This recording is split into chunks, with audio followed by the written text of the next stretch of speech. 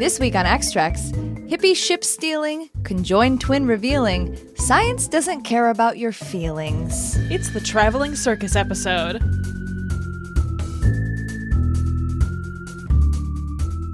Welcome to Extracts, a podcast where we introduce each other to our fandoms one episode at a time. I'm your host, Erin Cline, an X-Files spooky bitch. And I'm your other host, Stella Cheeks, a slut for Star Trek the original series. Each podcast, we pick 2 episodes that fit a cinematic theme, watch them together, and then record our feelings. Our theme this week is Traveling Circus. The episode I picked for this theme is Season 3's This Way to Eden. I may be doing a little X-Trek Season 2 theme stretching for this one, but I think an argument can be made for space hippies being a kind of traveling circus. And if we want to really stretch the theme even more, we can say that the crew of the Enterprise was their own kind of circus because they were acting all wildly out of character. Get out of here. You reach? Erin doesn't reach. She's such a Herbert. Basically, this episode makes no sense. The writers are 100% not saying what they think they're saying, but we get to see Spock in a jam session and Kirk trying to be a cool dad, TM. So it's worth a watch. Not to mention the fact that it low-key sets up for the greatest Star Trek movie of all time, Star Trek V Supremacy. For the X-Files, we're watching Season 2, Episode 20, Humbug, aka one of the last Darren Morgan episodes we have left on X-Treks, though this one was his first episode. In this episode, Mulder and Scully investigate a freak show and learn that their prejudices can get in the way of their detective work. LOL, duh, they are cops.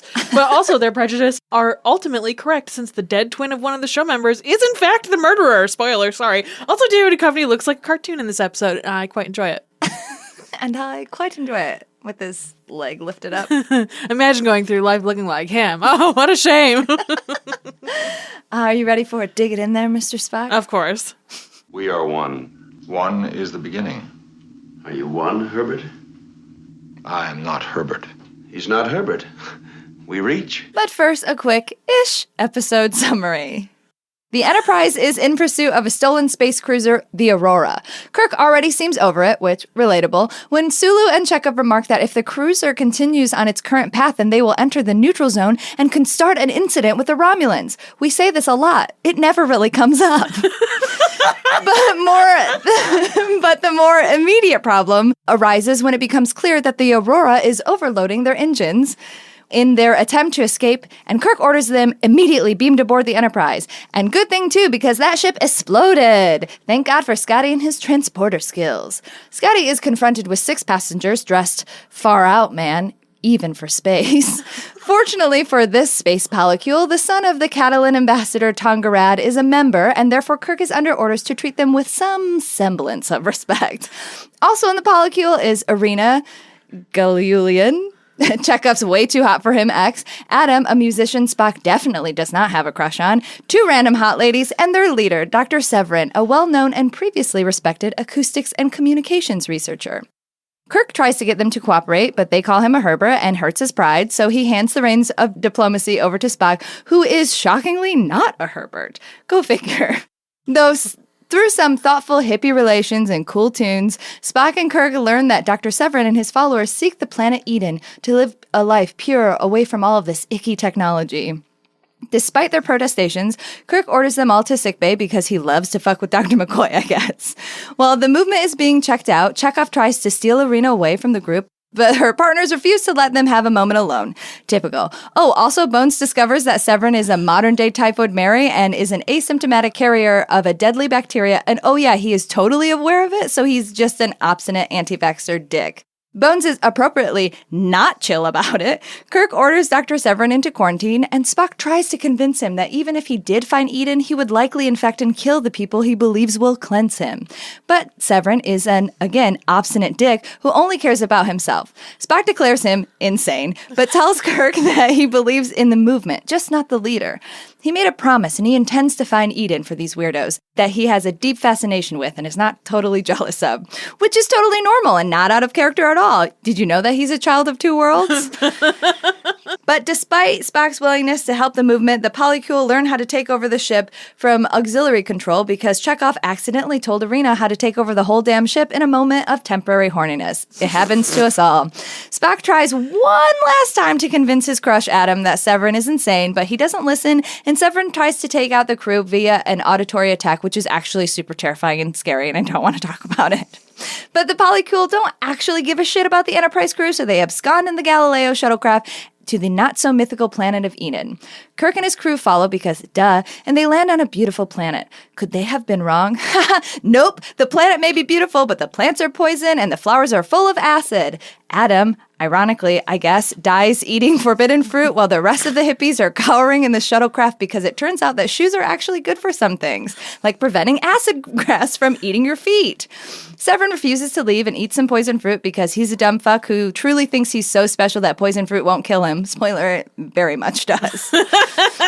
Back on the Enterprise, the crew are taking the remaining hippies home, and Kirk, the good dad, allows Chekhov to say goodbye to Arena. Farewell kisses on the bridge of the Enterprise are basically the norm now. Spock encourages Arena not to give up on the promise of Eden and encourages them to find it or either create it themselves.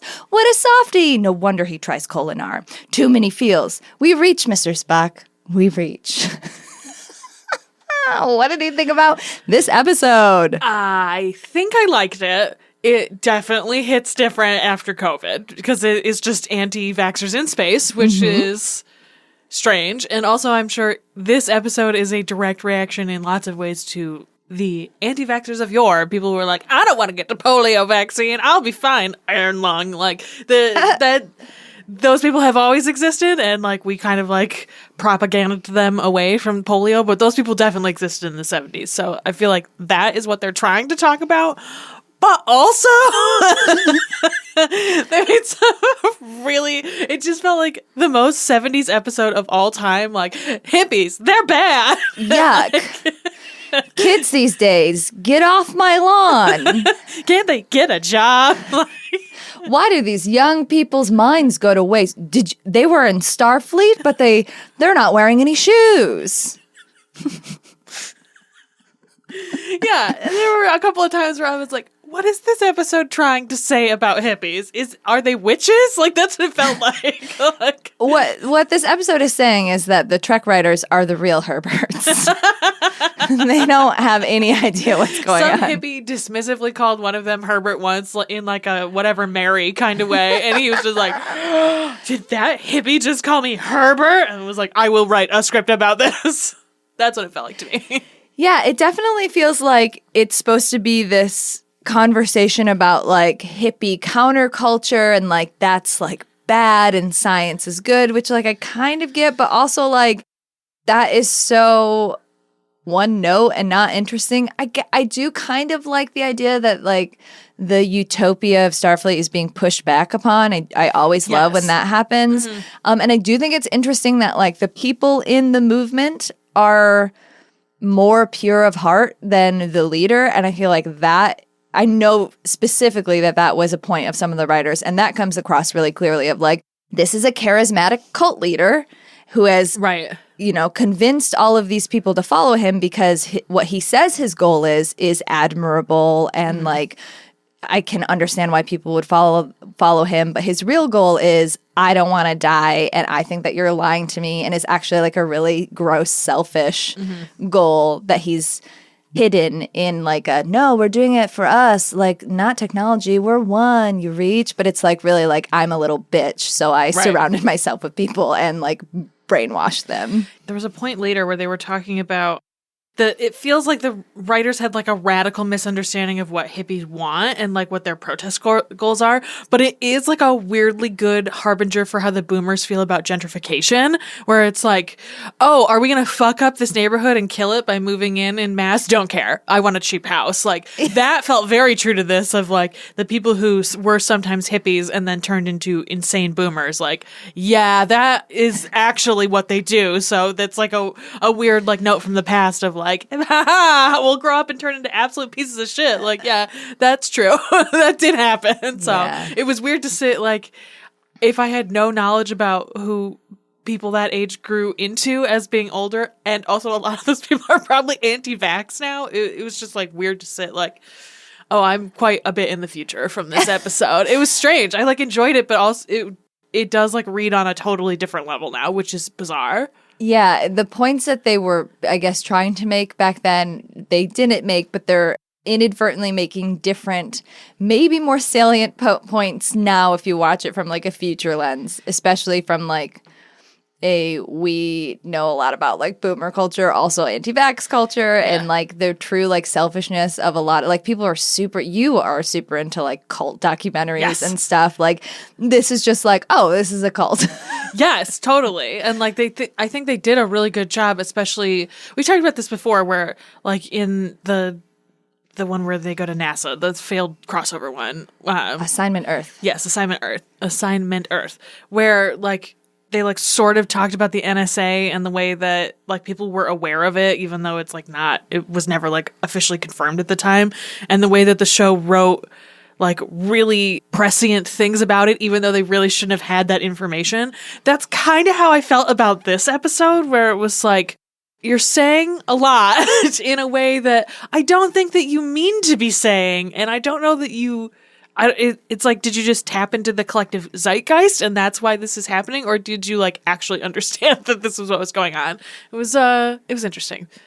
Yeah, it's a weird episode from a thematic standpoint, but then it's also a weird episode from a character standpoint, because there are many moments of acting out of character, but then you can do kind of some mental gymnastics to justify some of them, but some of them also seem not in character at all. The fact that Chekhov, who's supposed to be this young, charismatic, character, is the weird militaristic one that's Irina, you're just you don't have feelings like I have, and you should be in Starfleet, but you're just being incorrect all the time, and oh, your flower power is getting in my way. Where every other young person on that ship is groovy, man, maybe I'll join this cult. But not Chekhov, the literal youngest person on board for some reason. And I guess you could be well, maybe because he's the youngest one, he feels he has to prove himself or blah, blah, blah, blah. But it just feels very out of character for Chekhov, who's usually the one being slutty and making jokes. And then he's I can't kiss you anymore because I have to do science, which feels actually out of character for him, even though he loves science.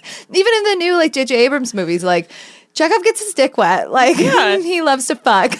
That's the whole point of that character, is he's supposed to be young and appeal to young viewers. So it is really weird that he's no. Let's go join the military. Yeah. She's I'd rather not. No, thank you.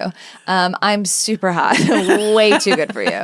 But she's also very sweet. And she's one of the hippies who I feel is very sympathetic and genuinely does believe in divorcing herself from some, technology, or not being under this nice but definitely still authoritative regime in many ways. And her motivations are pure in a way. She just got swept up in maniacal monsters' machinations. That's a beautiful alliteration. Good job. Thank You did a really good job with that.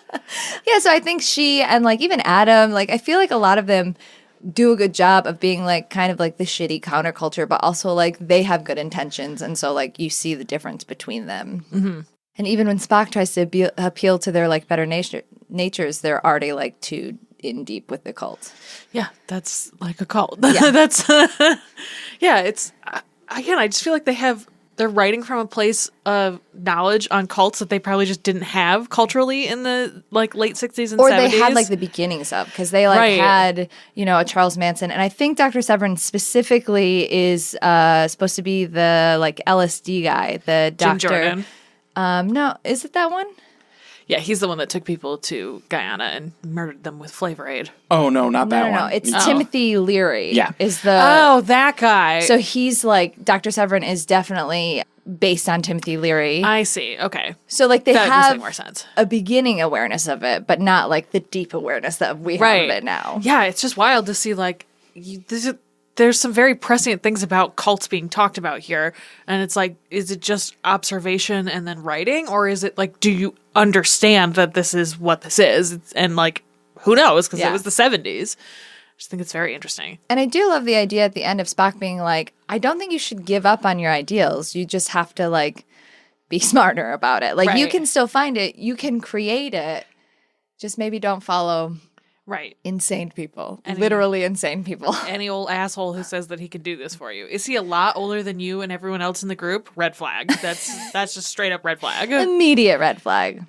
And then who else acts out of character? I think Scotty always has a little bit of like get off my lawn energy, but he's like really like these fucking young people, get them the fuck away. Minds wasted. They could be down here learning about engineering. What are they doing?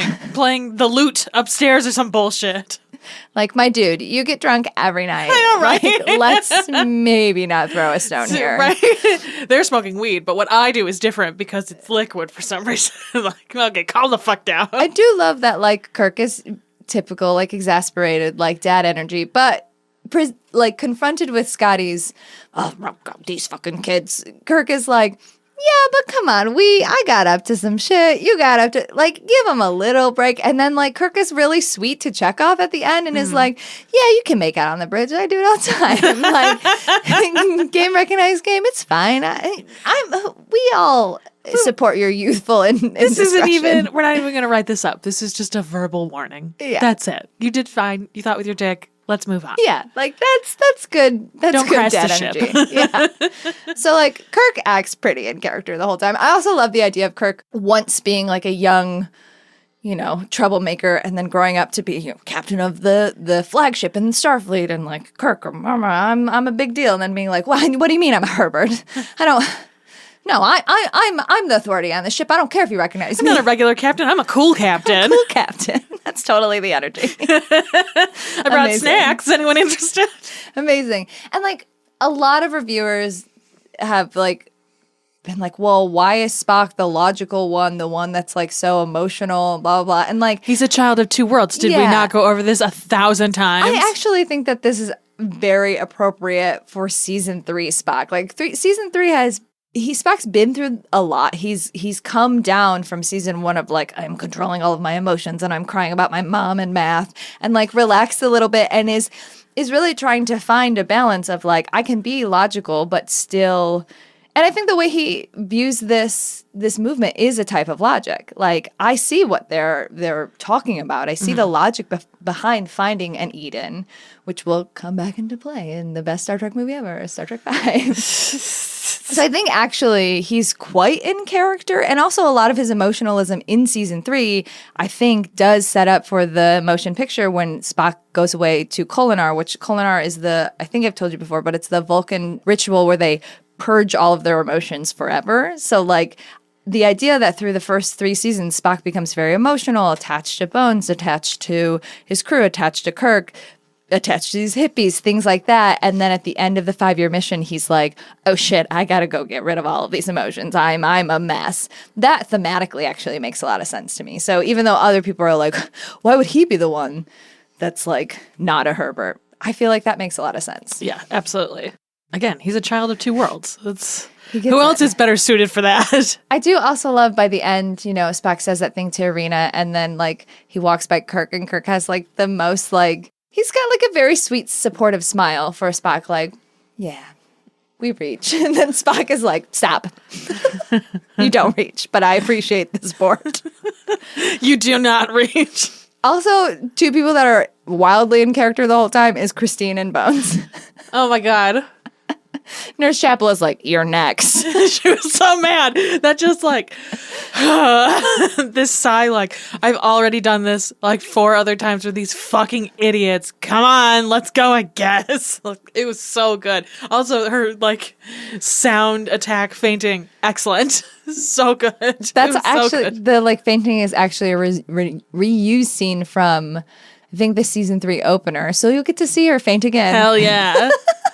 Fuck yes. And then Bones being like, what do you mean you don't want a vaccine? What do you mean you know that you're typhoid Mary? Oh, I'm going to kill you. Somebody get this man out of my bridge. I love that he was like, well, I don't care what you think. It's science.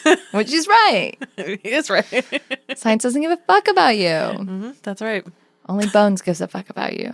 But he'll couch it in grumbles. And whiskey. And whiskey. Familiar. Familiar. What did you think about all the songs? There were a lot of songs. Yeah, that's one of the major criticisms of this episode too, is like, so there's a lot of padding in the form of songs. A lot of songs. A lot of songs. But they're like kind of catchy. They like I mean, yeah, they were fine. they do fit in that like hair House of the Rising Sun, like Yes. that vibe. It matched their vibe. Exactly. It never felt off from their vibe. It was like, yeah, these are absolutely the people who come to a party and no one knows who they are, but suddenly there are 8 of them and they all have an acoustic guitar and then you're hearing about Jesus. Like, that is who that group Oh, is. brother, I didn't know you played. Spock's like, okay. Someone just needs to passingly mention a guitar at some point and they're like, I just happen to bring my acoustic guitar. And then they start playing Jesus songs. And you're like, I would like my life to end right now, actually. I do really appreciate, for all the faults of this episode, that they came up with like a hippie language for I them. agree. I and I take that think it's same note. really effective. Like, I agree. Herbert, Reach, like all of that stuff is corny, but like really works. Yes, and I think it works in 2 ways too, because it makes them feel more authentic as a group because they all have this like in language and all of them take it very seriously. It doesn't feel like a like an eye roll with it when they're doing it, but it also is nice because it's like just familiar enough to real slang, but foreign enough that as an outsider looking in, you're like, I kind of see what's happening here, but what a bizarre thing that they're doing. And so it like places you with the out group at the same time as placing them in the in group, which I think it's very well used. In the way that Spock uses it immediately to connect with Yes. them. Like Spock knows their language, and that's how they know, at least specifically Adam, is like, oh, you're not a Herbert. We can talk to you. We can try and swing you. Wink. Wink! You be friendly, and then they'll be friendly. Get this Polycool off my lawn. Put them on the acid lawn. I love that they all immediately went to frolic and then just got burnt to shit. I'm like, oh no! I love it. Earlier in the episode, it's a good callback because, like, I think Tongan Rad, who is the like one of the purple hair and is the ambassador's son, is like, "Why do you wear so many clothes? How can you breathe?" And then they go to eat it, and they're like, "Oh, we should have had shoes on." And there's even the line of Kirk being like, "Well, our clothes protect us," and like, for now, guess clothes are important sometimes. I guess so. which is the lesson that I think this whole episode was about. Yeah, you hippie, put a shirt on. Put a shirt on.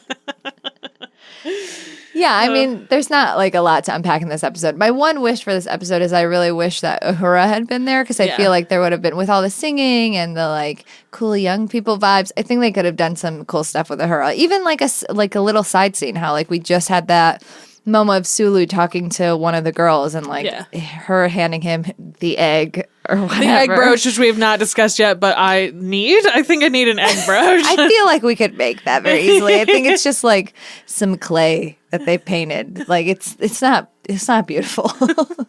I bet I can get a fancy egg brooch. I bet you could get a fancy egg brooch. We'll put it on your Christmas list. Fantastic. Add it to the merch list. Yeah, so like that scene of him like kind of listening and then Kirk being like, "Hey, what are you doing?" And Sulu being, "Nothing, Dad. I'm not doing anything." And then later on the bridge, him just like jamming a little bit, and Scotty being like, This music's just noise. "Yeah." So I like that. I wish we had a moment like that with Uhura, but alas, schedules. Yeah. She's like, I was sleeping. Sorry, I have caftan business to be doing. I assume.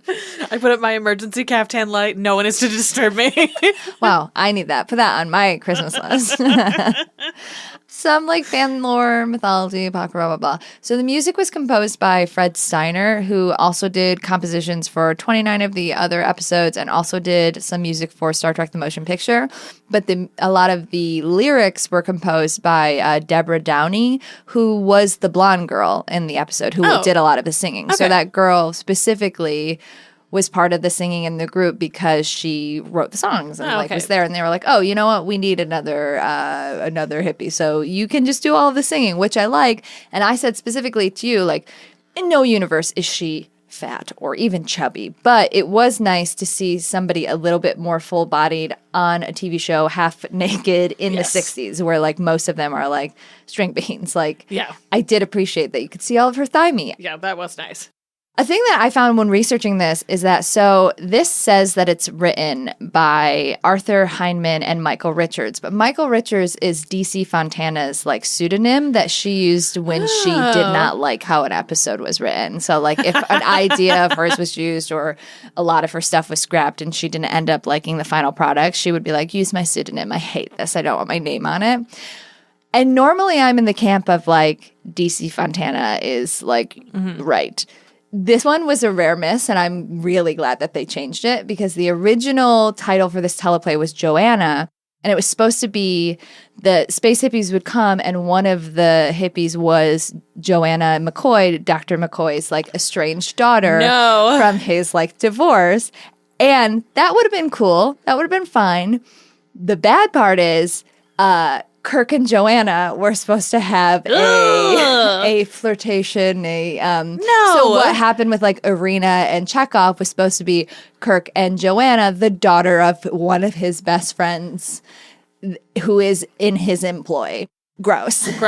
Like it was ultimately scrapped. I think not even for gross reasons, but because McCoy wasn't like old enough to have a daughter that was age appropriate for Kirk to like flirt with or whatever. Well, I'm glad they made that realization. Yeah. Not, here's this 16-year-old. Exactly. Have fun, the 70s. Like, ugh, ick. Yeah, so like I'm ultimately really, really glad that was changed. But it is interesting because Joanna is used in other things. So she's in a bunch of the books.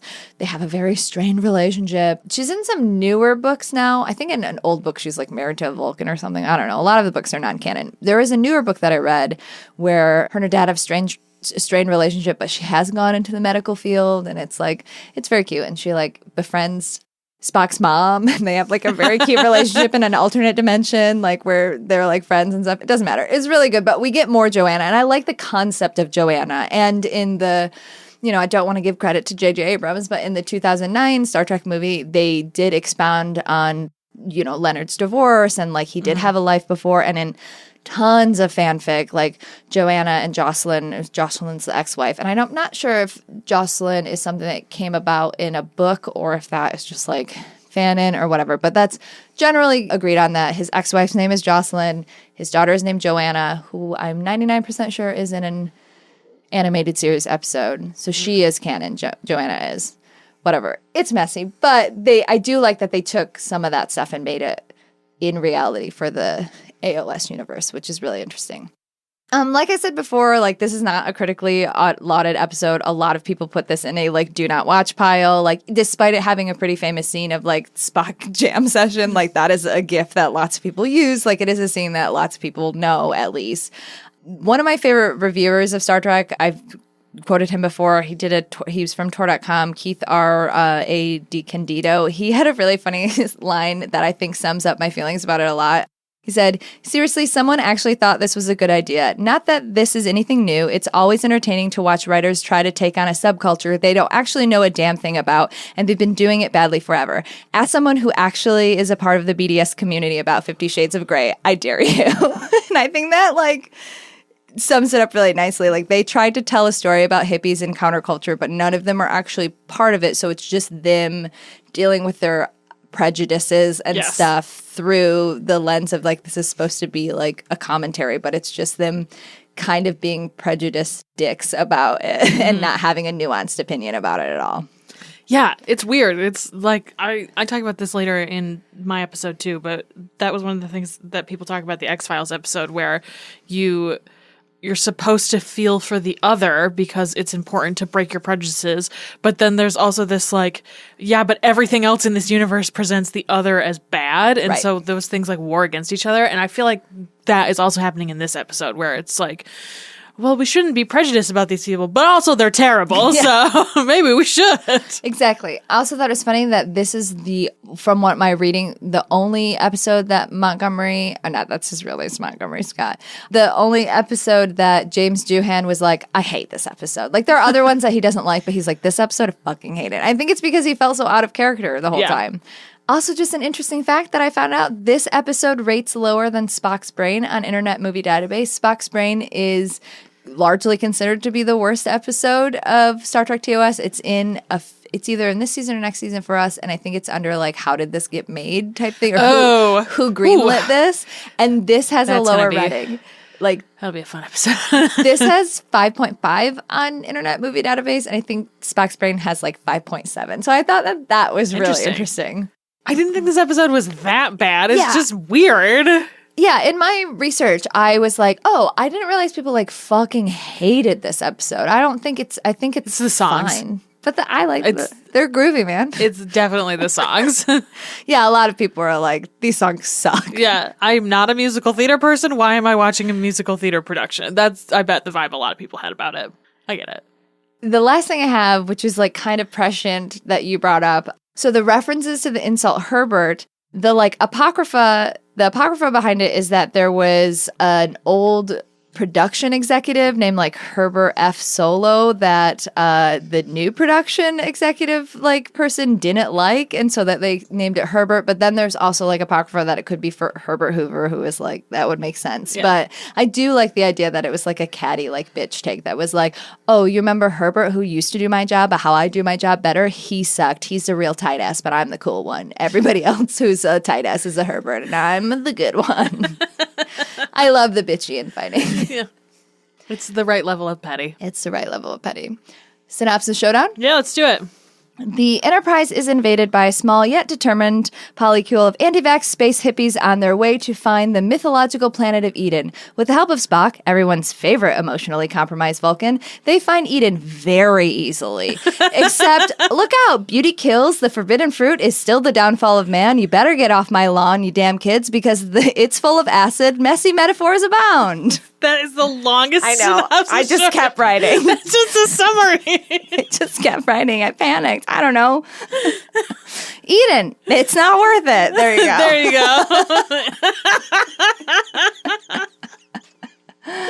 you go. Space hippies board the Enterprise and cause general chaos and havoc until they wind up with 4th degree acid burns from frolicking. Don't frolic, join the military.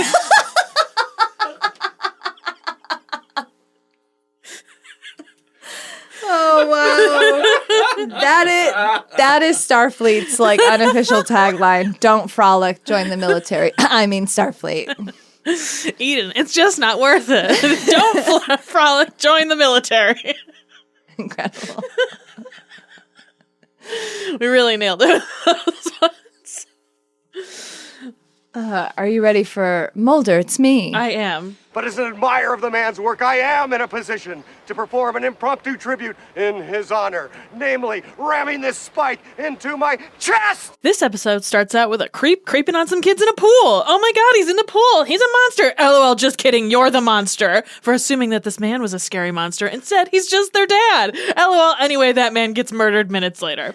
Mulder and Scully show up looking for answers about why for 28 years there have been mysterious deaths connected to the community of former circus sideshow performers. They attend the funeral of the alligator man who suffered from ichthyosis, and among the people they meet afterwards are the self-made freaks, human blockhead, Dr. Blockhead, played by Jim Rose, who interrupted the funeral by hammering a railroad spike through his own chest, and his geek sidekick, the Conundrum, played by the Enigma, who will eat anything but says nothing. The agents also meet former performer Jim, the dog-face boy, who later became the local sheriff after his face went through hair loss.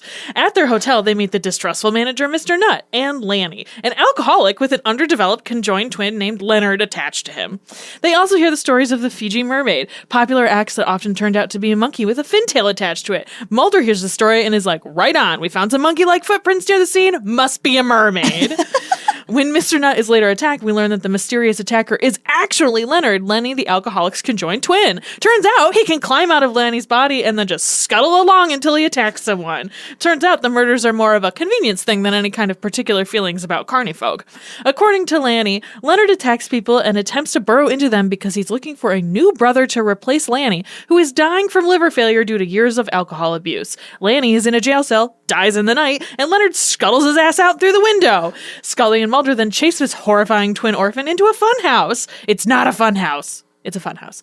They lose him and emerge to the conundrum on the ground, rubbing his belly, apparently recovering from an attack. As Dr. Blockhead prepares to leave town with the conundrum the following morning, he comments to Scully that with modern science eradicating genetic anomalies, it will be up to self-made freaks like him to remind people that nature abhors normality. The conundrum looks unwell, and Mulder is like, yo, what's your deal? And the conundrum, in his only line of the episode, replies, probably something I ate.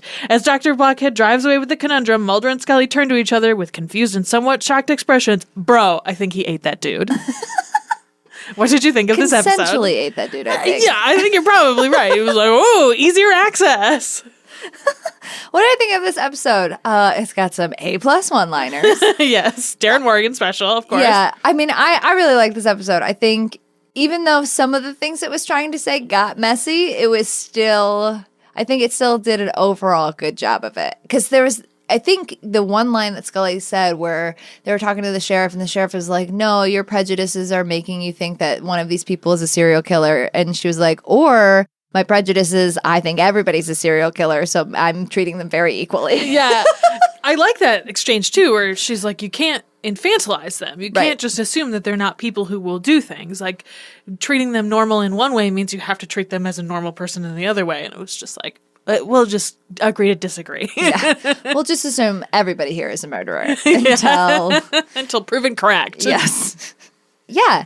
I really thought it was, I assume that they hired a lot of actual sideshow performers because it seemed like that. So I really appreciated that, especially for, what, this like 1993 or it's early 90s. Yeah, it's either 93 or 94. So I think for an early 90s television show to hire mostly real sideshow performers or, you know, disabled performers like that was really cool and great. And one of those like, oh, not everything was awful all the time. Yes, absolutely. And I really liked, I think my favorite thing about it is that we got different perspectives from a bunch of different people about life as a circus performer, life as a quote unquote freak. Like, we got to see both people with positive opinions about it, people with negative opinions about it. Like, I think that's very true to life because I feel like, I don't know, for lack of a better term, like quote unquote normal people or whatever, sometimes when they look at communities that are really different from them or that have been historically infantilized or mistreated,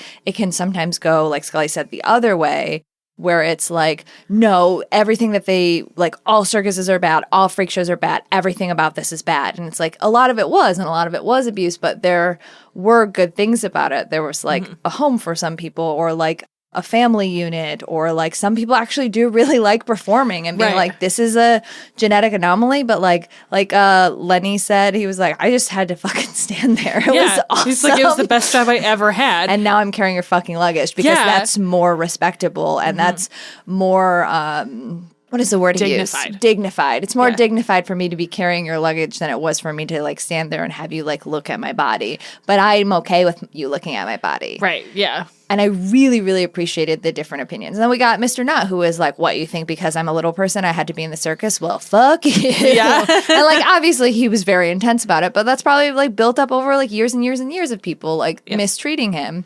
So I really appreciated that we got like outlier opinions. And then like, I think the sheriff was a really good audience like entryway and like touchstone of him like, yeah, I mean, I was Jim the dog face man, but now I'm just kind of a sheriff. And like, I'm here to help you, but also like to be like a community liaison. But I also still believe that if I rub this potato on my wart and bury it under the full moon, it might go away.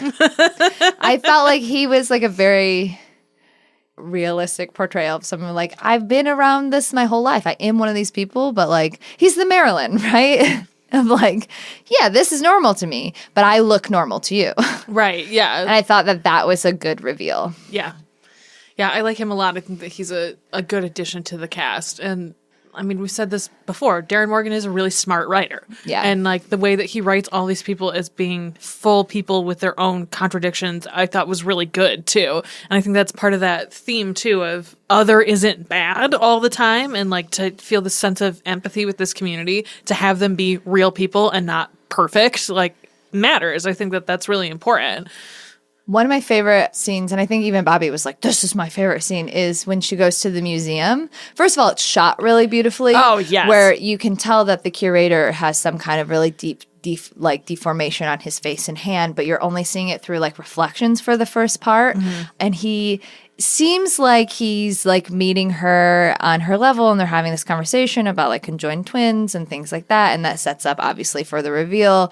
But then he fucking deeply scams her because he's like, oh yeah, but you're still an outsider. Like I understand that you're here to solve a murder and that you're doing your best to not be prejudiced, and like you didn't scream when you first saw me, but I also saw the flicker of fear in your eyes, and like I will always be an outsider to you, but you are also an outsider to me. So give me your money and LOL, Get exit the fuck out. through the back. Yes. It was beautiful. Like shot beautiful. The intention was beautiful. I liked all of the character stuff, like especially for a character we only seen for one scene, a very impactful scene, both for her as a character, but also for the plot, which doesn't always happen with the X-Files. Absolutely true. Fair. Very fair point. I also think that they do, part of what makes that scene shot so well is that they casually ramp up how much you're seeing of him. Right. Until the end, you're fully looking at the side that's deformed, and it almost doesn't register. You're like, okay, well, I've already seen all of the pieces to this, and so now I'm seeing you as a whole, and I'm not freaking out about it, which like is the commentary of the whole episode. Also, Right. that like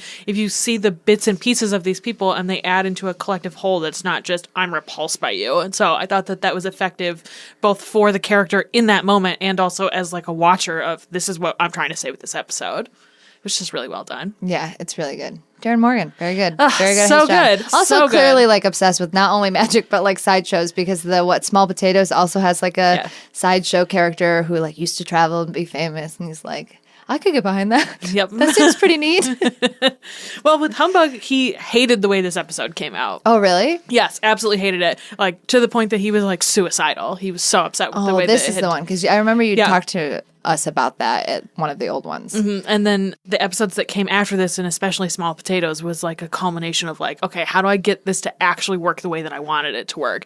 And I think you can see that line too of like you were saying, the sideshow performer and like what happens to this person afterwards. Like that's a totally different way to go after having retired from a sideshow. And it's like, well, did he live in a community like this first and had this experience where you're treated as an outsider? So I really like that. What did he hate about this? He didn't like the way that it was edited. So this is the first explicitly comedic episode of the X-Files. And so It's not even that funny. because a lot of the comedy scenes were cut. Oh, okay. And so I think that was part of it, is that he was like, my vision was this very particular thing, and instead we got this like middle road episode, which is funny and is funnier than any of the ones that have come before it, but is not nearly as funny as some of the ones that come later. And this is like a linchpin for that. Yeah, this just has like some good one-liners, but I wouldn't call this a comedy episode. It just has like a couple good one-liners. Right. And it was written explicitly funny. And I think part of it, and I couldn't find anything definitive about this, but I think part of it is the censors at the network being like, you can't make fun of these people. We can't do that. Like, we can't have comedy that involves people that we could be quote unquote laughing at. Which is that like what we were just talking about, like, well, now you're like going so far the other way that you're like othering them in a different way because you think that you're quote protecting them. Right, exactly. So yes, he hated this episode, the way that it came out, and Kim Manners directed this one, and there was a note too in some of the things that I was reading about, because this episode was written so comedically, and even though they wound up cutting a lot of that it made Kim Manners and a lot of the crew and some of the actors really uncomfortable, because they were like, I thought the X-Files was scary. I don't understand what we're doing here.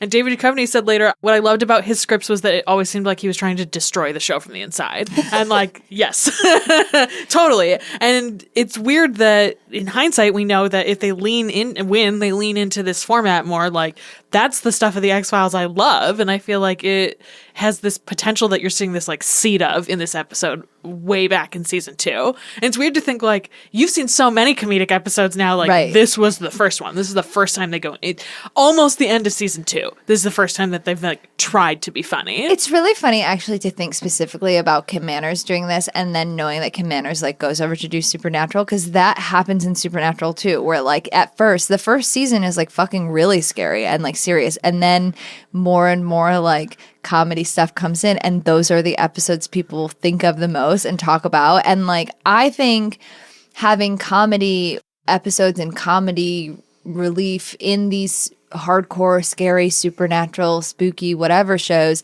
actually highlights the spookiness and the scariness a lot more. That's why there's like this history of like horror and comedy. Like there's an absurdity to it. And when it's so serious all the time, it almost like dulls it. So if you have these moments of like levity and like comedy and, you know, humanity, then you're like, oh, this is super duper other in a scary way, and I don't like this. That is a vampire that's gonna eat me, not in a fun way. Yep, absolutely. But we did just make a Twilight joke, but now, oops, no, this is scary. Yes.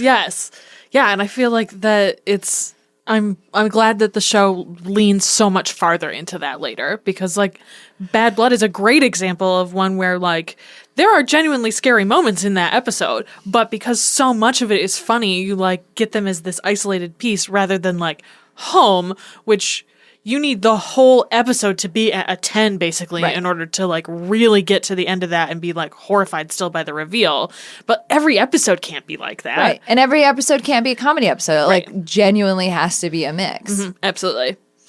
Yep. It's a good episode. I like it a lot. We're big fans of that Darren Morgan guy. Yeah, we are. That's what I discovered through doing extracts. I was like, turns out all of my favorite episodes are by Darren Morgan. Who the fuck knew? He's great.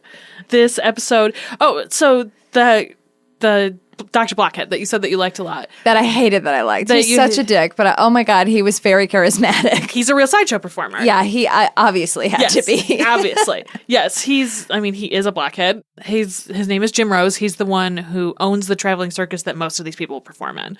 The Conundrum, with the tummy ache at the end, his real name is the Enigma. And like a lot of these people exist inside of this community, and I like that you can tell that they have relationships with each other. Like it's not like, hey, we just found all these freaks and threw them into a room together. It was like, these are people who have a family and who have this like found community and can exist together. So I like that they use that. And he's very charming. He's very charming. He's really good. He's that charming. He's like that perfect charming asshole where you're like, I really want to hate you. And I do hate you, but also I would pay $20 to see you like perform 100%. Yes, absolutely. I won't speak to my lawyers here. Who's your lawyer? I'm my lawyer. It's so good. I also really appreciate it. And this makes sense considering that like a lot of them are from the same performance group. All of the people in the background just like rehearsing and stuff, like you know, somebody juggling in the background, somebody like sharpening one of their like throwing knives in the background, some people just like lounging. Like I felt like that was very realistic to a backstage environment, and just having that consistently in the background the whole time was really great. It really world builds for what they're trying to show you. These are normal people. Right. Like, this is just a task like anybody else would do a task. I loved the reveal of, like, okay, so we see these kids playing, and we're like, oh my God, they're going to get attacked. And it's like, oh, it's just their dad, whatever. And then at least I was like, oh, like, good for him. He, like, has a life with a wife, which is like a shitty thing for me to say because, you know, he is a person. But then we get the reveal of like, she's a bearded lady. And I was like, that is such a good reveal of like, we all know what you thought. You guys are assholes. And also she's a hot bearded lady. Yep. And they just had like what we perceive, we have no idea, but what we perceive as like, quote, normal kids. Yeah. But I think they were even showing a bunch of the kids like doing like acrobatics and flips and juggling and like, they're still part of the community. They just don't have to rely on their physical appearance for Sideshow. They have to like learn a trade, essentially. They have to be self-made freaks like Dr. Blockhead is talking about. Where it's like, you can breed this out of us genetically,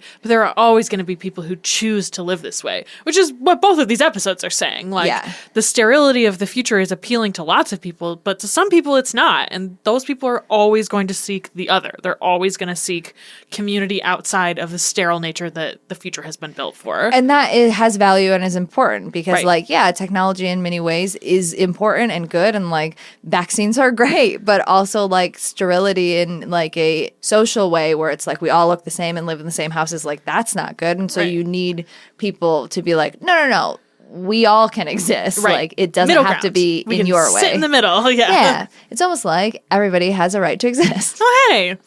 Okay. Let's see. Other fun things about this episode. It won 2 awards, the Edgar Allan Poe Awards for their popularly called the Edgars. They're presented every year by the Mystery Writers of America. It's obviously named after Poe. Duh. I don't know why I wrote that down. That's really obvious. I wasn't even high when I wrote these notes.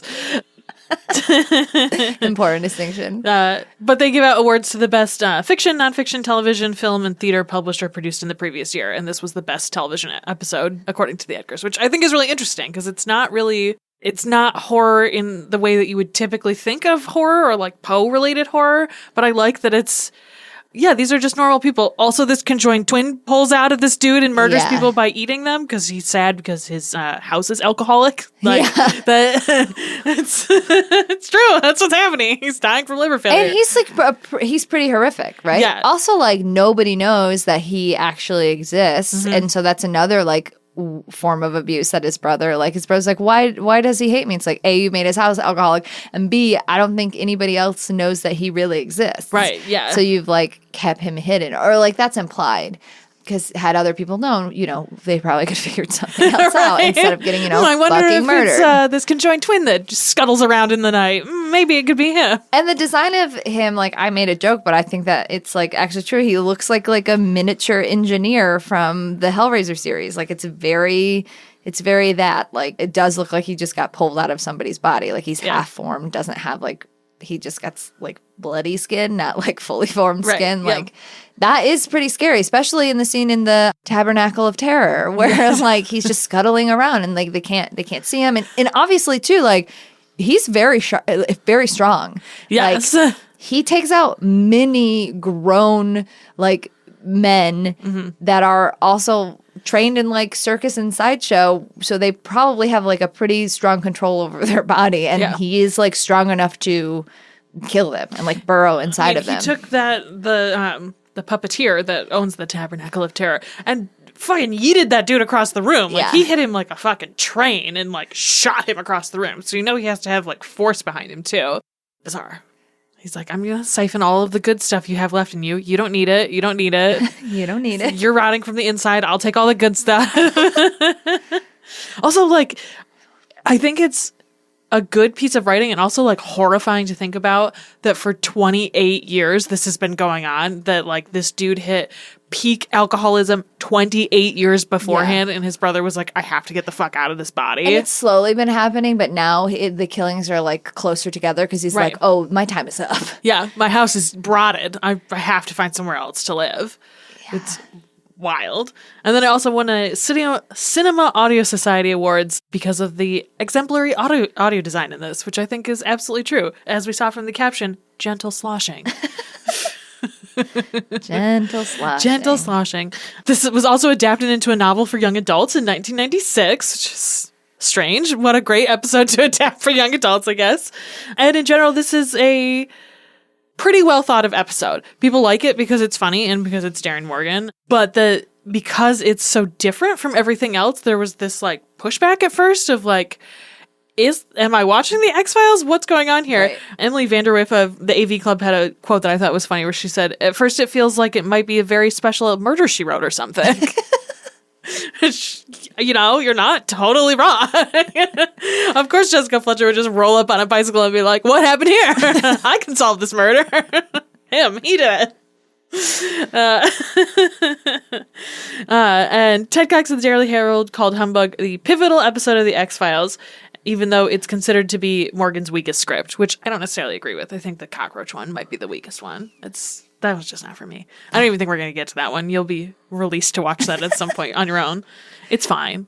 There's a character named Bambi, I think her name is. Oh, I've heard about Bambi. We've talked about Bambi in other episodes. It's fine. It's very much a Darren Morgan episode. I think this one is personally better, but a lot of people think this is his weakest script, which again, a lot of it was cut, so I kind of understand that. And then just a note on what a humbug is. A humbug is a person or object that behaves in a deceptive or dishonest way, often as a hoax or in a jest. So, what was the museum curator was talking about people who fake gaffs? Yes. I like that we learned some made up words in the Star Trek one, and we learned some real vocabulary in this one. Absolutely, yes. All right, are you ready for Synopsis Showdown? Yeah. All right. Mulder and Scully investigate a circus retirement community and do a bunch of bigotry. To solve a string of murders in a town heavily populated by circus folk, Mulder and Scully must learn that it's what's on the inside that counts. Literally. TV guide ass. I told you that's exactly what I wrote. I was like, oh, this is like a teaser to get you to watch the episode. But I'm not changing it. Are you ready for Deep Throat's mission logs? Yes, tell us some facts. Facts. Poison. Fruit is deadly. His name was Adam. We will start with The Way to Eden, directed by David Alexander, whom we previously discussed for directing Plato's Stepchildren. Written by Arthur Heinemann and Michael Richards, which, of course, Stella mentioned earlier, is actually DC Fontana. Heinemann, though, also writes Season 3's Wink of an Eye and The Savage Curtain, so he did a lot of work on Season 3 of Trek. Also in 1993, won a Daytime Emmy Award for writing the ABC after-school special, The Woman Who Willed a Miracle. Okay. It was about my mom and I was the miracle. Those episodes, if I'm recalling, are both weak as hell. Yeah. He actually worked on several of those after-school specials from 77 to 85 and had another Emmy nom for Backwards, The Riddle of Dyslexia. Wow.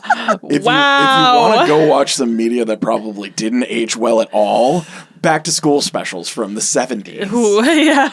About learning disorders. Oh, boy.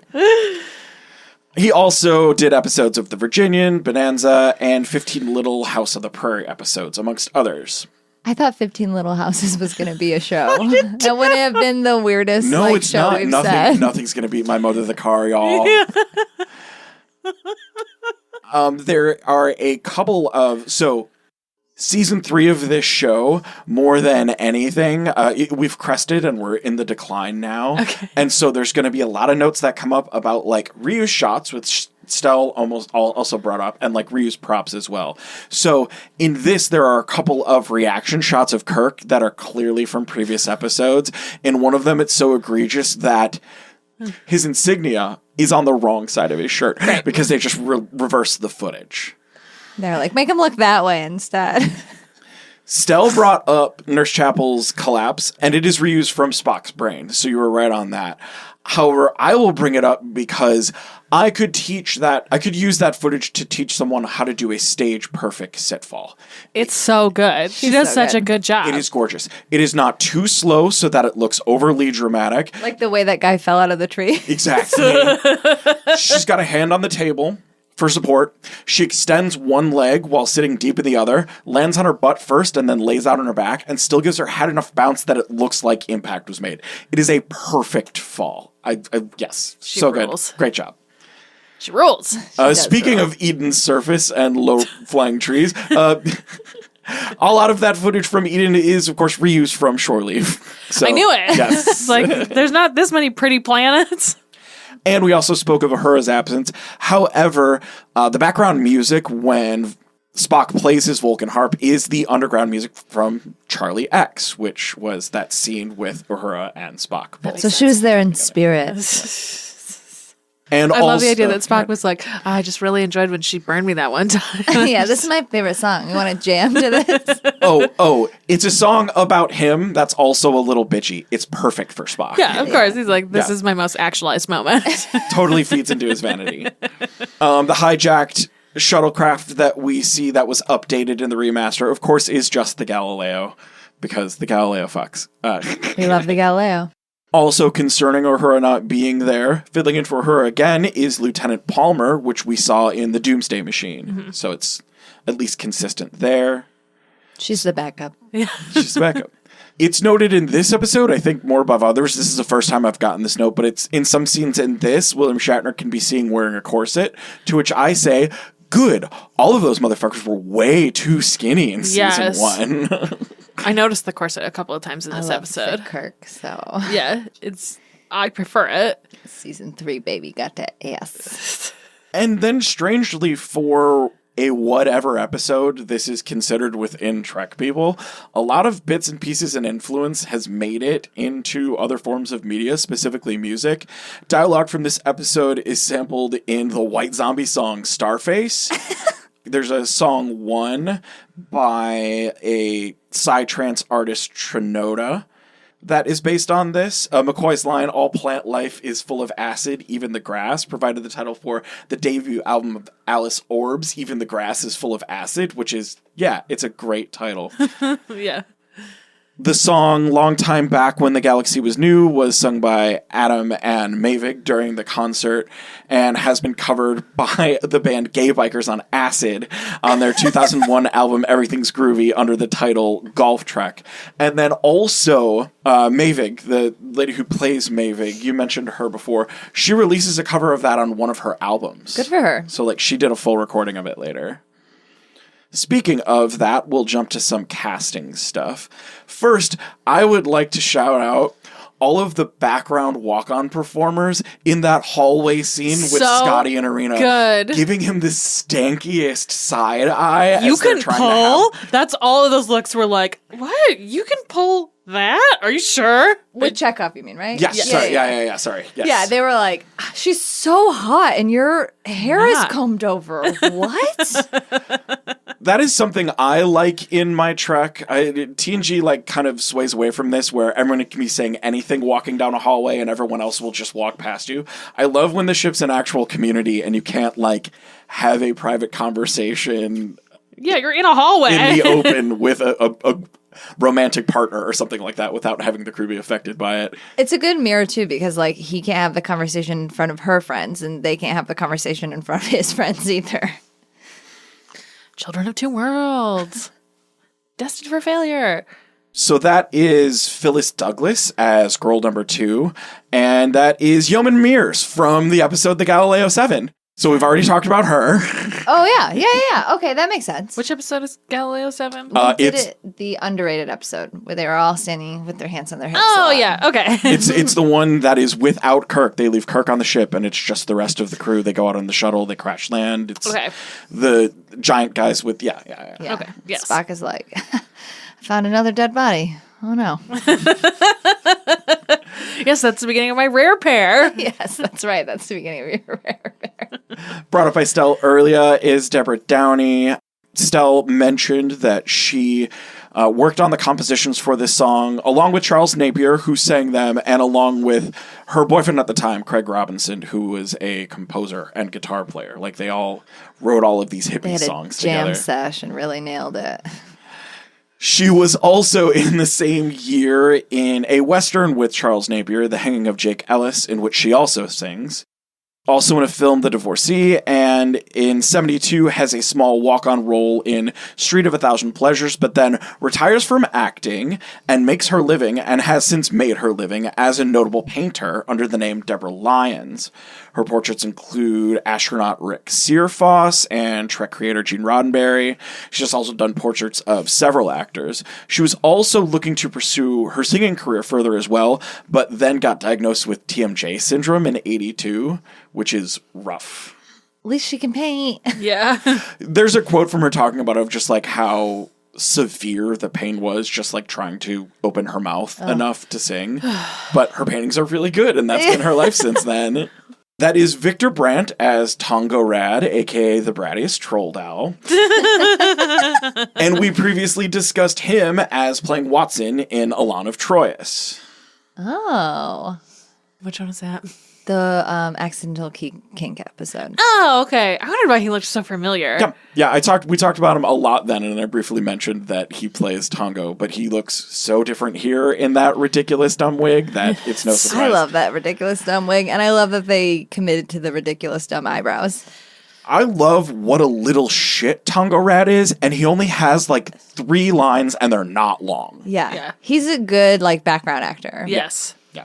And you could also kind of see, we're talking about cult leaders and everything, and each one of those needs a co-conspirator who is also in on kind of the darker portions of the cult. That's Tongo. And especially him being the son of an ambassador. He Yes. knows politics speak. He He knows how to get people to follow his, unruly behavior. That is Mary Linda Rapalje as Irina. Her first credited role is that of Susan Kidwell in the Capote adaptation In Cold Blood from 1967. Oh, Jesus. Her first. She was a series regular on Medical Center. She also comes back from a 7-year acting hiatus and does a year on One Life to Live and 5 years on As the World Turns. Before all of this, she was a Kansas City theater kid, and it was only after an acting tour through Europe that she transitioned into film work. In 2006, she then returned to the world of Star Trek, playing Ambassador Ryan Morgan in the fan production Star Trek New Voyages. She also owned her own business, the White Cottage Bed and Breakfast in Maine. I want to go to Irina's bed and breakfast. Yeah. You were too good for him. I would like another scone, please. That brings us to the aforementioned Charles Napier as Adam. We talked about him helping write all of these songs as well. But before I get into his career, I have to say a quick spoiler that somehow, someway, the talents of a mile-wide-mouthed, grit-voiced, known for playing imposing authority figures in dramas, comedies, and action films, Charles Napier does not do an episode of The X-Files ever. Really? That's interesting. He has that, angry general face. Yeah. It seems like he would just be able to get thrown in there as one of those old grumpy military guys or something, and it never happened, and it kind of boggles my fucking mind. That's wild. I would definitely have thought that he would have been. Yes. That's strange. I was hoping. I was thirsty for a bingo on this one, and it did not come to light. Unfortunate. So to the surprise of no one, he rose to the rank of an E5 sergeant while serving as a company clerk with the 511th Airborne Infantry Division. Before going into acting, he was bona fide military. So that dude was a sergeant while he was dressed like that on Star Trek. After. I mean, he was a sergeant and then did this. Yeah. Okay. Yeah. That's why he was like, I get it. Counterculture, man. I mean, it's great subtext when you think about it that way. That's very funny. I think that's good backstory for Adam, too. Yes. He then got on to have main cast roles on Oregon Trail, BJ and the Bear, one of the voices of the Hulk on the original live-action Incredible Hulk show, Dallas Outlaws, of course as the cantankerous lead in the country western band in the Blues Brothers, Rambo 2, Ernest Goes to Jail, Silence of the Lambs. You do Ernest Goes to Jail and Silence of the Lambs year separate. What a career. I love character actors. I love character Ernest actors. was such a big character. Yes. And there was so many Yes. movies. And also how he kind of looks like John Cena. Okay.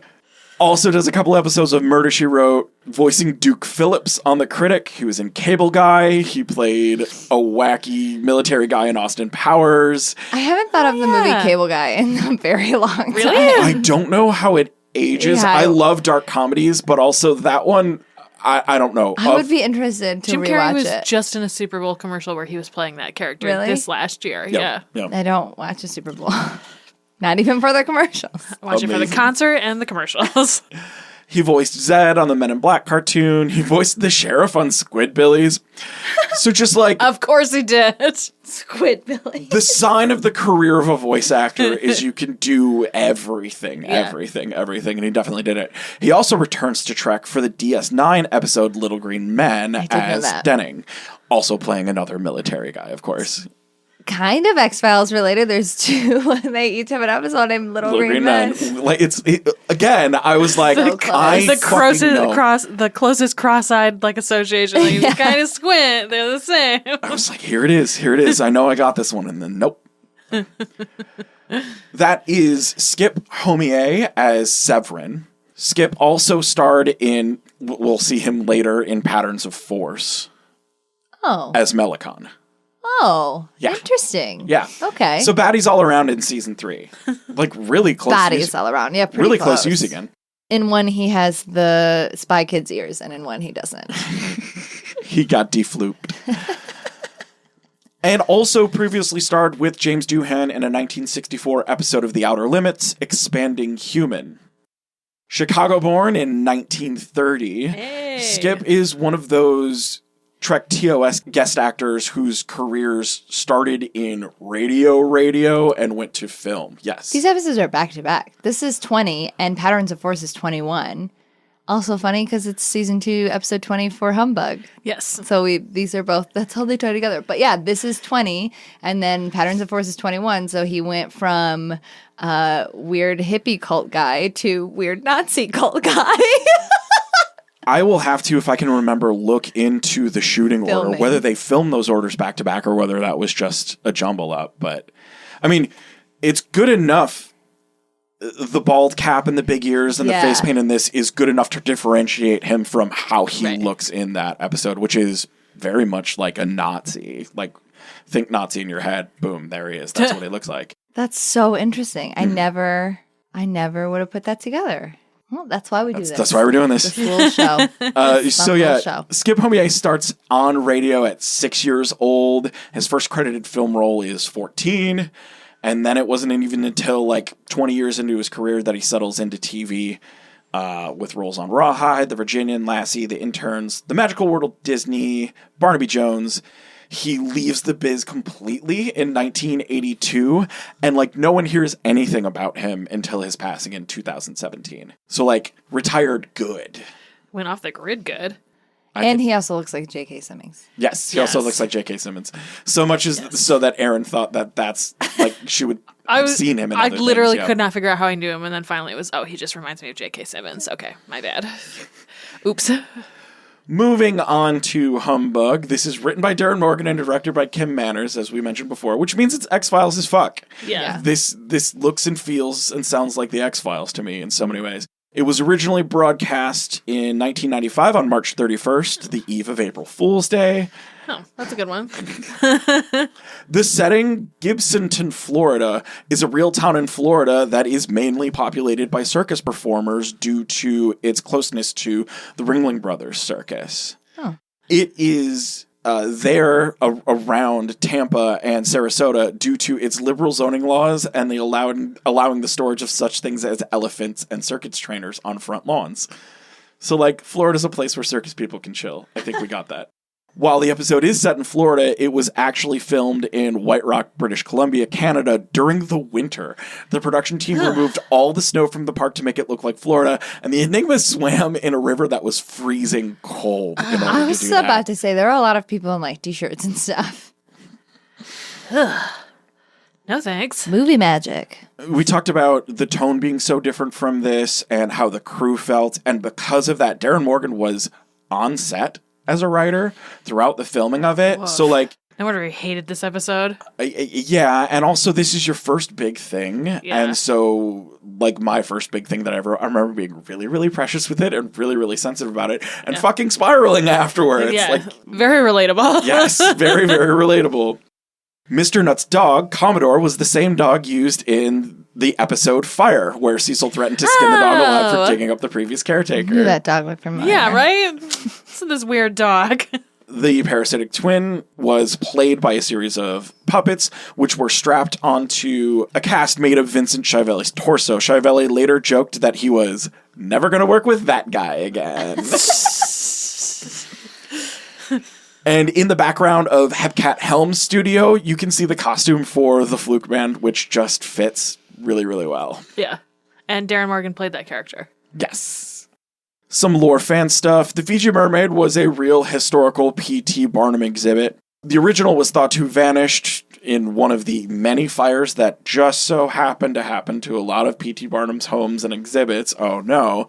Since then, many versions of the famous mermaid have been exhibited, some claiming to be Barnum's original, essentially faking a fake. Double gaff. Gillian Anderson as Scully was supposed to stop mid-shot, have that cricket replaced by a candy cricket, and then eat it for real. However, in shooting the scene, they put it in her hand and she just put it in her mouth and chewed it for real. Yeah.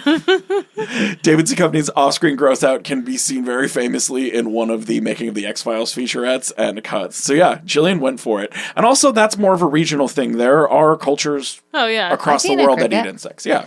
Yeah, that's not that weird. Also, it feels way harder to do this, like, rigmarole. Like, oh, let me stop in the shot, give me this cricket, okay, thanks, just pop it in your mouth. No, I'll just eat the cricket for real. Why not? we'll get into some casting stuff now. That is Alvin Law as the Reverend, who's actually armless. You see him in a couple of other things. He fully plays the drums, does all of that. Born armless, thought to be because of his mother's use of thalidomide while he was in the womb. And if you've never looked up what happened to these poor women and their children because of thalidomide, because of bad science and dumb bullshit, it was bad. Yeah. Don't recommend it. I mean, I recommend looking into it, but yes. That is Gordon Tipple as Hepcat Helm. He had previously played the detective in the X-Files episode Eve, and Joe Crandall in Young at Heart, and the assistant manager in Chinga. So we've already brought him up previously. I love the character choice of him listening to shitty monster rockabilly. Yeah. That was so on. So that was so perfect. God, I forget his name. I'm gonna look it up right now. But when you think of the original recording of that song, I Put a Spell on You, that's the same singer.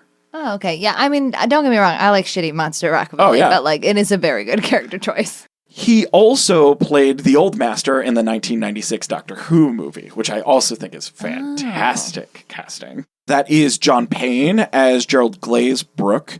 He previously played the guard in the X-Files episode The Erlenmeyer Flask, and also that's our voice actor. He was Ramba Ral on Mobile Suit Gundam, Kieran on Ramna 1/2, did a bunch of voices in Exo Squad and the Street Fighter animated series. John Jameson on Spider-Man Unlimited, Watson on Sherlock Holmes in the 22nd Century, Mossman and Cyclone in the 2002 Masters of the Universe series, Kim on Mobile Suit Gundam 00, and also has a couple of composer credits to his name. Of course, as the curator in the museum, that is Alex Diakun in his first X-Files appearance. I fucking knew it. That shot of the mirrors, I was like, oh my god, it's that guy. It is Alex Diakun, who we've already seen as the tarot dealer in Clyde Bruckman's Final Repose. Oh. He's also the diner manager / devil in Mulder and Scully Meet the Weremonster, and also has just a bunch of other X-Files appearances to his name. He's really good. Yeah. Yes, he's very good. Oh, apologies. He's the manager in Mulder and Scully Meet the Weremonster, but he's Buddy and the Devil in The Lost Art of the Forehead Sweat. Yeah, and also the Gaunt Man in the movie, I Want to Believe. He's peak X-File return actors. He's the Doug Jones of the X-Files universe. Yeah. Yes. That is Vincent Schiavelli as Lanny, a very, very noticeable character actor as well. Yeah, I literally went, oh, that guy. Yes. That means he's done his goddamn job. Yeah. From the NYU theater program, he's played everything from Dr. Kaufman in Tomorrow Never Dies to Buggy Ding Dong in Death to Smoochie. Again, the mark of a fantastic character actor career is that kind of range. Oh man, Death to Smoochie is such a fucking good movie. It's so great good. Movie. And he's so good in it. I don't know if you remember, he's like the full-on heroin addict, completely spaced out assassin guy. So fucking good. His credits start in the early 70s with a main cast role on the corner bar, and then goes right into playing Fredrickson in One Flew Over the Cuckoo's Nest.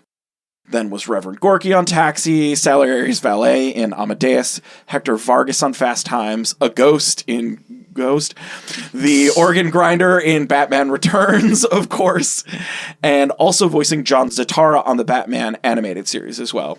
He was the mayor in Three Ninjas Knuckle Up, Uncle Enyos on Buffy, and Maynard Smith in Man of the Moon, Vincent on The Eddie Files, and Jerry in Badass. Such a cool career and noticeable dude. That brings me to Michael Anderson as Mr. Nutt. Of course, David Duchovny and Michael Anderson were both previously on Twin Peaks. They never shared a scene together, but Michael Anderson was a huge part of Twin Peaks, actually learned how to talk backwards for it. Very, very cool. I can't do better than his IMDb profile, so you can either go read it, but also I'm going to read it now in case we want to use it. Michael Anderson was born in Huron, South Dakota at 10:30 p.m. on Halloween night. Subject to a genetic anomaly known as osteogenesis imperfecta, he grew up in a wheelchair. After graduating high school, he traveled America, singing for tips and living in his car. For 6 years, he attended the University of Colorado, where he majored in numerous subjects ranging from philosophy to microbiology. After college, he began working for Martin Marietta, troubleshooting the NASA computers in the ground support system of a space shuttle. During this time, he made the documentary Little Mike, which won a silver medal in the International Film Festival and Television Awards. Soon after, he moved to New York City, where he began his film career. For many years, Anderson was well known among fans for director David Lynch working with him.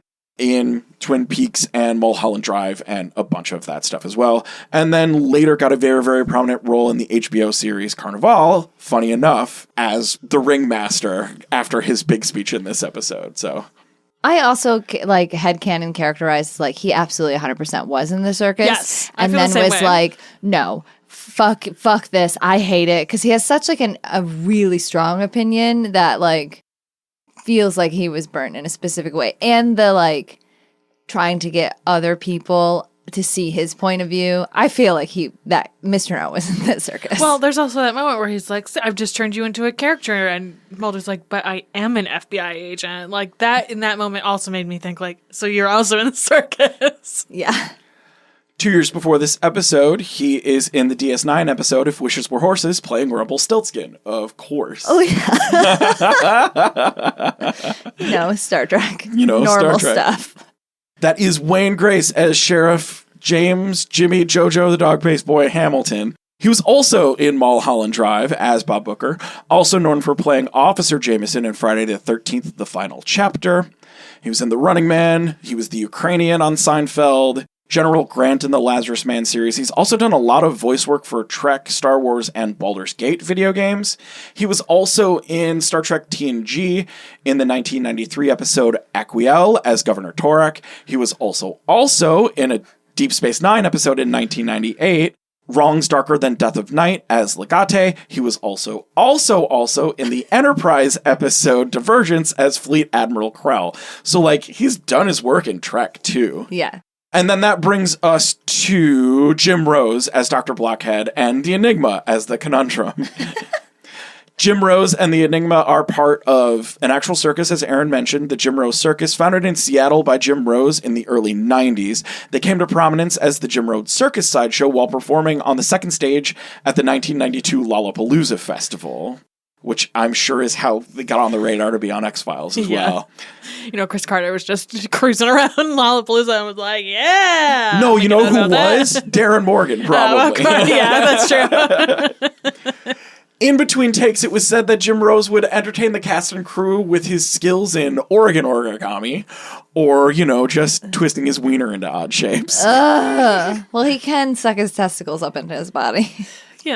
Normal stuff. The Enigma, born Paul Lawrence, is a performer, an actor, and a musician. He plays piano, guitar, and flute. He sings and composes. He's undergone extensive body modification, including horn implants, ear reshaping, multiple body piercings, and full-body jigsaw puzzle tattooing. He's famous for his sideshow stunts. He started performing sword swallowing at the age of 15. So much like to the Blockhead's quote of just like, some people find this. Some people want to be this. Yep. And then I'll give a quick Jim Rose quote. Yes, he does actually talk like that, and I wouldn't be surprised if Darren just let him write his own lines. Did you know that Jake the Snake Roberts was in his circus at one point? I'm not surprised. I'm not Incredible. surprised at all. And so is Sin. There's a bunch of WWE people in his fucking circus. One of his quotes on his IMDb is how his stuff has grown to actually include like old school wrestling stuff like that. Makes sense. This quote is talking about him performing outside of America. Outside of America, we're considered kind of a comedy shock theater troupe. We're the top ticket in the history of Edinburgh Fringe Festival and Melbourne Comedy Festival. In Europe, grandmothers bring their grandchildren. We're considered artists over there. So I think it's a really interesting statement underscoring all of this episode about how acts like this are viewed here and how they're viewed in other countries as well. There's also just this huge classism umbrella that all this falls under. Mm-hmm. There's also this like puritanical morality of the United States too, that that's different, so it's bad, and so that means you're not an artist, you're just a freak, and like that's a very American way of thinking. This is a quote I found from him. I used to do fundraisers with people like Gregory Peck and Robert Redford, actually while I was high on heroin. They didn't know. I forgot to tell them. It's a really sweet story, actually. On his IMDb, they say he met his wife or girlfriend or partner or whatever on the circus, and she's the one that got him clean, that got him off heroin. That's sweet. Yeah. That is nice. He still seems awful, but I do like him. would be a really great cult leader. Yeah. Mm-hmm. I think he Yes. kind of is a little bit of a Oh, cult leader. I mean, all right. So anybody who owns their own performance troupe is a little bit of a cult leader. And I'll just leave it at that. Bye-bye. What's the matter with your friend? I don't know what his problem is. Maybe it's the Florida heat. Hope it's nothing serious. Probably something I ate. All right, now for our overall thoughts. These episodes tied together actually pretty well for me stretching this theme. Yeah. I think the big one for me that we kind of talked about, but like these episodes center on two uniquely selfish men. Yes. We got Dr. Severin being a typhoid Mary, knowing that he is going to a planet he knows specifically doesn't have any vaccines or anything, and said if Eden had a population, could have wiped them out. And then what was his name? Lanny? Yeah. Right. Lanny being like, well, how could I turn him in without turning myself in? So I didn't want to go to jail for all the murders. So I just let all of the murders happen for 28 years. Yep. That is some unique selfish bullshit. Yeah. And like, I really like Lanny's speech too, where he's like, do you understand what it's like to be so deeply unneeded by someone? Like, yeah, I understand why you did this, but also you let him kill people for 28 years, and that's a long time. Like, Yeah. that's a super long time to tell nobody about this. Yeah, and then obviously the like counterculture Right. and the people outside of the counterculture misunderstanding the counterculture. Right. Though I think the big difference is like I think Darren Morgan as a writer had an actual thesis he wanted to explore and like cared about the community in a way where the Trek writers were just full on Herberts. Yes. Mm-hmm. Yeah, because they're both really about the community of other. And when you're part of the other group, how you have to create your own group and live inside that. Like, we were talking earlier about this, about the idea of being on stage and how it's more dignified to not have people looking at your body. But in the way that Darren Morgan writes this, it's about like the ownership of your body also. And like, it's not exactly a one-to-one with the space hippies, but it's sort of the same idea of like, I have this ownership over my body, and how is it more dignified for me to pretend that I don't? And so I like that those two like fit sort of cross-eyed if at a glance with each other. Yeah, absolutely. Let's do our, what did we say? Regular fan questionnaire. Just regular fan questionnaire. As a fan, how would you say this episode holds up compared to others you've seen? I'm a little surprised that everyone hates this episode so much. Probably part of it is viewing it out of order, and like I've seen other episodes I liked less than this. And also, like, the costuming in this is great. Oh, yeah, they had to bring in, like, extra makeup and, like, costume people for this. Which makes sense. And I think the fact that they leaned into it really hard works. And, like, even some of the, like, cheesy head drawing stuff, like, translates. I think it works really well. So, you were talking before about Humbug and, like, the people in the background and how it leads to this, like, air of realness. That feels the same way about the space hippies. They committed so hard to the aesthetic of them that it also creates this, like, this is this group. This is the in-group of this group. Everyone else sits outside of this group. So I thought they did a good job with both of that, of visually communicating who those people were. Yeah, I think this one is kind of, it makes sense that it, like, marks the beginning of, like, the tone of X-Files that, like, are your favorite episodes, but are the episodes that I've come to really love, too. Like, don't get me wrong, I like serious nonsense, but, like, I think of the X-Files as like a good mix of that like comedy and then, oh, this is fucking really scary. Yeah. And I think that this is a good like bellwether of like this is what this show is starting to turn into. Yeah. And I really like that Scully specifically gets some of her shittiness challenged because like I think I think we're pretty fair about Scully, but in the way that we talk about Kirk being misconstrued a lot, I think sometimes Scully gets deified a lot in fandom communities, which because like we all want to fuck Gillian Anderson, which is like great. And also Scully was really important for pop culture and like women in science and women in science fiction. And like I get that, but I think sometimes she does get deified to the point where people don't interrogate her character, and like Scully has some big ass flaws. Yes, like, absolutely. Scully tried to shoot that little monster in the face immediately. But, Almost shot Mulder because of it. but Mulder was like, "Don't worry, I found a slide." So funny.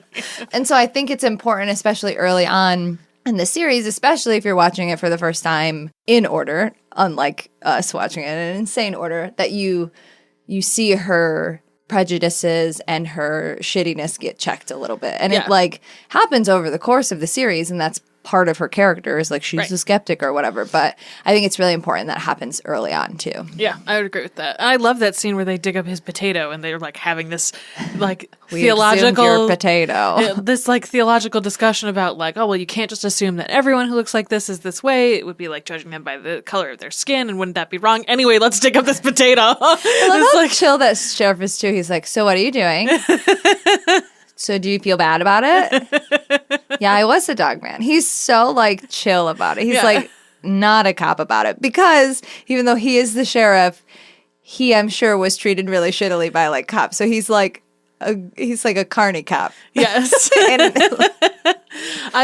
We didn't mention this either. I love that Dr. Blockhead, anytime he encounters any police, just calls them a fascist. Get away from me, you fascist! Hands off of me, you fascist! Like, you know what? did you forget that I'm an escape artist, you fascist? I love that. I think it's a really great character note, and also like, what a great note from the past. It was always like this. What is the most Star Trek moment of the episode? I think the sound attack, everybody fainting and like flinging, that felt very Star Trek. Like that is very Star Trek. That's one of my favorite things is the flinging. Yeah. But I also love thought that how was really good. Spock, because he has better hearing than everybody, like hears it first and it's like, Yeah. no, this is really bad, and then it hits everybody else. Yes. That was like a good thematic moment. Yeah. Yeah, I thought that's something that translates outside into like broader popular culture. That those like reaction shots of people. Flinging. Yeah, the flinging. I love the flinging. I'm trying to think. There's like so many X-Files-y moments. I mean, it feels very like basic because I just made a comment on this, but like Scully like very quickly shooting at the monster and then Mulder literally sliding into the scene. That Hilarious. feels like peak X-Files. Yes, that is a harbinger for what is coming with the rest of the series. Here's Scully ready to murder anything that moves, and Mulder's just like, "Wee, Yeah. woo, found a slide." But also, the other two that jump to my mind are both of Mulder's interactions with Mr. Nutt. The like, but I am an FBI agent, and then him like weaponizing his sexuality and being like, some men too, and the guy being like, oh, I did not ask for this. Goodbye. You're way too normal looking for me. I'm not grossed out that you're hitting on me as a dude. I'm grossed out because it's you specifically. You're the problem. You're the problem. And then also the other X-Files like moment that is popping to my head is him being like, so do you know anything about the Fiji mermaid? Let me tell you about the history of the Fiji mermaid. Oh, yes, I did know that. Also, did you know that this fact about the Fiji mermaid? It's definitely the Fiji mermaid. We should probably go. We wrap this case. Let's leave. That feels very X-Files. And Scully being like, what are we talking about? You did not brief me. You saw a cartoon in a diner. That's okay. All right. So that feels very X-Files.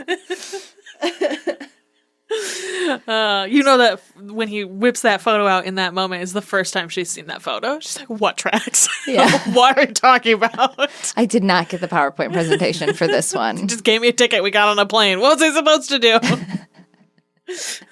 Are you shipping anyone in this episode? The only people I wanted to kiss were Chapel and Adam, and I don't know why. And I was like, put these two together. I bet they'd have a great time. Monstrous. Yeah, there are not big ship vibes in this. I mean, there's a couple like knowing sweet glances from Kirk to Spock, and then there is whatever connection that Spock and Adam have. It is something. I don't know if it's a full ship, but there's Something going on. Adam was like, I'll be friendly to Spock. Maybe Spock will be friendly to me. But then when Adam died, Spock was like, well, His name was Adam. Anyway, bye. kind of ironic, I guess. Do you want to leave? I'm starting to feel the grass through my toes. My shoes. I can't really think of anybody to ship in the X-Files episode either.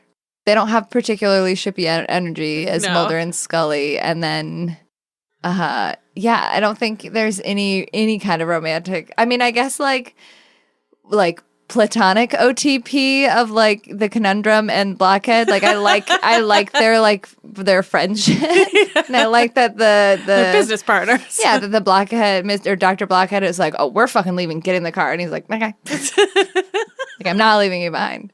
So I like their vibe together, but it's definitely like friendship OTP. Yeah.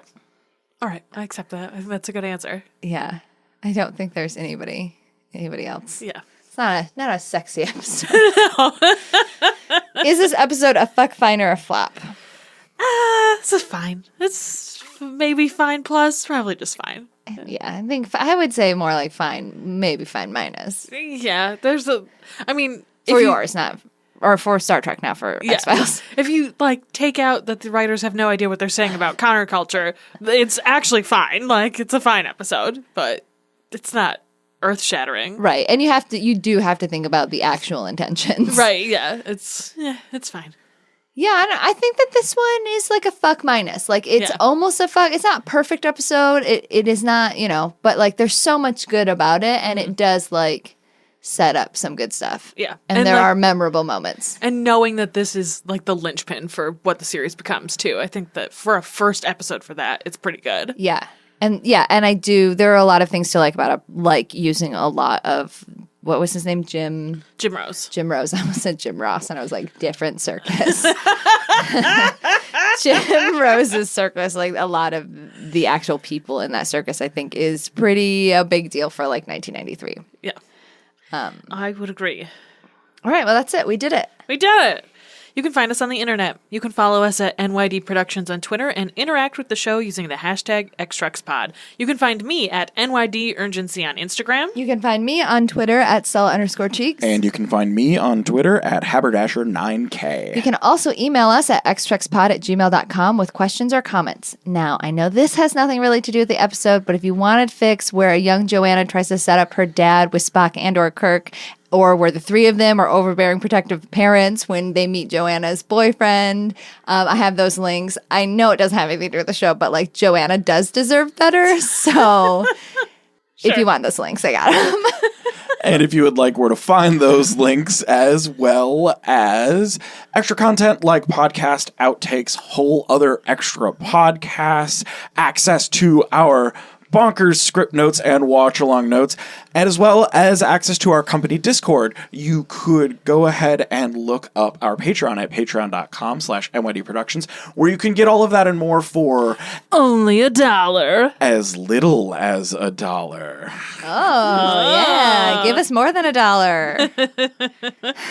And don't forget to subscribe wherever you listen to podcasts and to tell your friends. We find this nerdy shit is better when it's shared. We'll see you next episode for Doppelgangers. In the meantime, believe boldly. Seek truth. Ship proudly. X-Treks is created and written by Stella Cheeks, Erin Cline, and Bobby Hoffman, and produced by Bobby Hoffman for NYD Productions. Our show theme is Alien Spy by Ionix, and our show art was made by Jonathan Curtis. Severin, don't! You'll kill yourself! Don't bite into that! Stop!